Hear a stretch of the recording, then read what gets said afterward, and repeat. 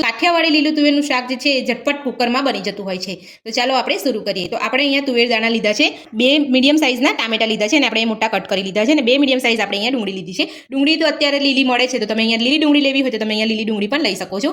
અને આપણે અહીંયા મીઠા લીમડાના પાન લીધા છે, આપણે 1 ટુકડો આદુનો લીધો છે અને તીખાસ માટે આપણે અહીંયા 2 મરચાં લીધા છે અને આપણે અહીંયા 10 થી 12 નંગ લસણની કળી લીધી છે. સૌથી પહેલા આપણે ડુંગળીને જે છે આપણે અહીંયા કટરમાં ક્રશ કરી લઈશું.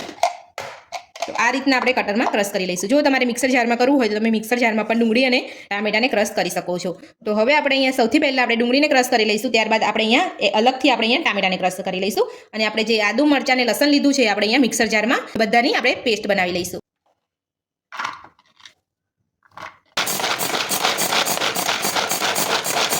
તો આપણે અહીંયા કટરમાં ડુંગળીને આ રીતે ઝીણી ક્રશ કરી લીધી છે. હવે આપણે અહીંયા ટામેટાને પણ ક્રશ કરી લઈશું. તો તમે જોઈ શકો છો આપણે અહીંયા આ રીતની આપણે ઝીણી અહીંયા ક્રશ કરવાની છે. તો જે ગ્રેવી છે આપણી એકદમ સરસ ઘાટી બનશે અને જે રસો છે આપણો અહીંયા પાણી અને તેલ જે અલગ પડતું હોય છે શાકમાં એ પણ અહીંયા અલગ નહીં પડે. તો આ રીતે આપણે અહીંયા ક્રશ કરીને લઈ લેવાની છે. આ જ રીતે આપણે અહીંયા ટામેટાને પણ ક્રશ કરી લઈશું. ડુંગળી અને ટામેટાને આપણે અહીંયા કટરમાં ક્રશ કરી લીધા છે. તો હવે આપણે અહીંયા આદુ મરચાં અને લસણની આપણે મિક્સર જારમાં પેસ્ટ બનાવી લઈશું. તો આદુ લસણ મરચાં આપણે અહીંયા મિક્સર જારમાં પીસી લીધા છે. તો હવે આપણે શાકનો વઘાર તૈયાર કરીશું. તો શાકનો વઘાર કરવા માટે આપણે અહીંયા એક કુકર લીધું છે. તો કુકરની અંદર આપણે અહીંયા 5 થી 6 ચમચી જેટલું તેલ લઈશું. તો તુવેર દાણાના શાકની અંદર આપણે તેલ જે છે આગળ પડતું જ રાખવાનું છે. તો તેલને આપણે અહીંયા ગરમ થવા દઈશું.